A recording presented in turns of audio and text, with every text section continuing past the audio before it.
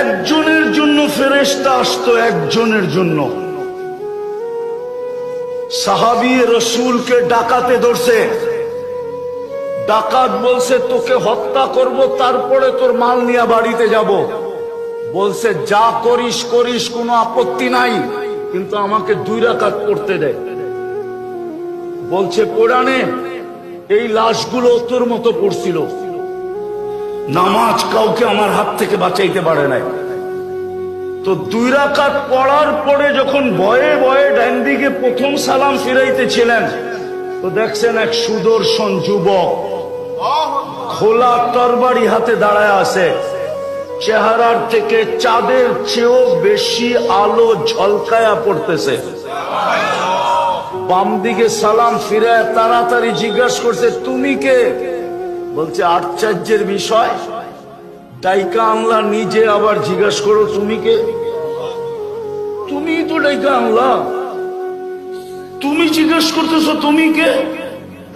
তাইলে শোনো আমি কে। তুমি যখন চিৎকার দিছিলা ইয়া মুগিস আগিসনি, প্রথম চিৎকারে সমস্ত আকাশের ভিতরে ছুটাছুটি শুরু হয়ে গেছে। ফেরেশতাদের মাঝে যে কোনো বিপদগ্রস্তের আওয়াজ হবে, আল্লাহ অনুমতি দিতে দেরি, আমরা ঝাঁপায়া পড়তে দেরি করব না। তা আল্লাহ আমাকে নির্বাচিত করছিল। তখন আমি 4র্থ আকাশে ছিলাম। দ্বিতীয়বার যখন তুমি চিৎকার দিছ, তো আমি 4 আকাশ অতিক্রম করে ফেলছি। তৃতীয়বার যখন তুমি চিৎকার দিছ ইয়া মুগিস আগিসনি বইলা, তো আমি তোমার পাশে আইসা তোমার দুশ্মনকে জাহান্নামে পৌঁছায় দিছি। ওই যে দেখো পড়া আছে, লাশ থেকে আগুন ধাউ ধাউ করে জ্বলতেছে। বলছে এটা আমার বিশেষত্ব?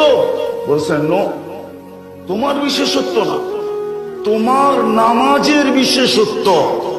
তোমার মতো নামাজ যে কিয়ামতের সকাল পর্যন্ত উপহার দিবে, ওর জন্য আমি কিয়ামতের সকাল পর্যন্ত বেঁচে থাকবো।